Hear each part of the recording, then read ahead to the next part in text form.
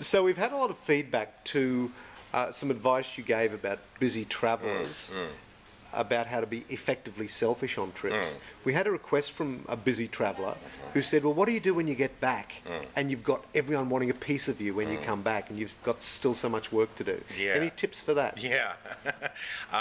First, you have to continue that a little bit of selfishness, and you have to effectively and efficiently collapse. Okay? You've got to fall over, especially if it's international, especially if you have all the people in the office and your family and everything. But they all want a piece of you. They You all just want a come piece back. but you're no good. Again, you're no good on the road if you've got 20 meetings and you're running around town and you're basically not taking care of yourself. The first thing you have to do is just go into a quiet, dark room and go to sleep until you wake up, right? I know people who get right off an international flight, suit up and go right to the office.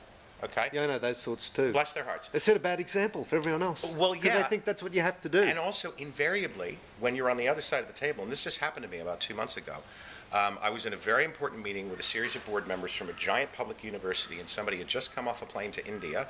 And, you know, the only reason he was there is because his superiors were there and everything. He fell asleep in the meeting, right? Kind of bad form, right? I don't, like, if I'm the client, or I'm the manager, or I'm the superior, I'm not saying, wow, you know, that guy really bucked up and he's, you know, he's taking one for the team and all that. I'm going, what an idiot, right?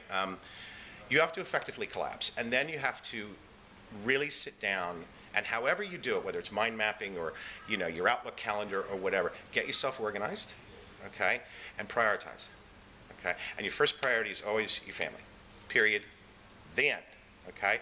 And I've learned this being in Australia, because what Americans do is they go, hi, honey, and bang, they're on the phone, right? And the kids are crawling up them, and, you know, and everything, and it's so important. Oh, I've just got this one call, and it's so important, and you don't understand, and, you know, honey, I got to prioritize.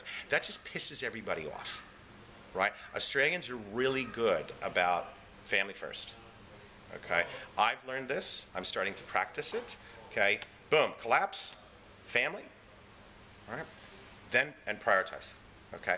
And then go at the same pace that you always do, right? Don't think that because you were away, you have to write 50 emails an hour, because you'll get sloppy and you'll make mistakes and you'll end up sending stuff to the wrong people and you'll get the PowerPoints wrong. Sounds like you're speaking from experience. Oh, God, you know, if I had a buck for every time I gerbed an email, right? And then you've got to pay attention to jet lag, too. Right? You've got to know your body. Some people get off the plane and they go, and then they crash later.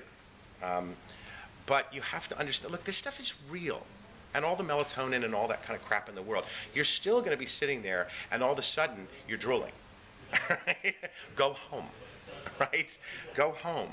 And everybody has a different way. Oh, well, I just get off the plane, and I just tell myself that I am at that time that it is in that country. Bullshit.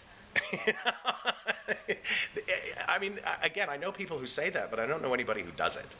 I think the best thing to do when you get back is just don't be a scatterbrained, panic-stricken jerk, right? Because then you're just going to piss everybody off, and then you'll be exhausted, and then you'll get paranoid, and then you'll be apologizing, and then all of a sudden it's a week later, right? I mean, just be good to yourself. And realize that, yes, everybody wants a piece of you, but you're no good to anybody unless you're rested.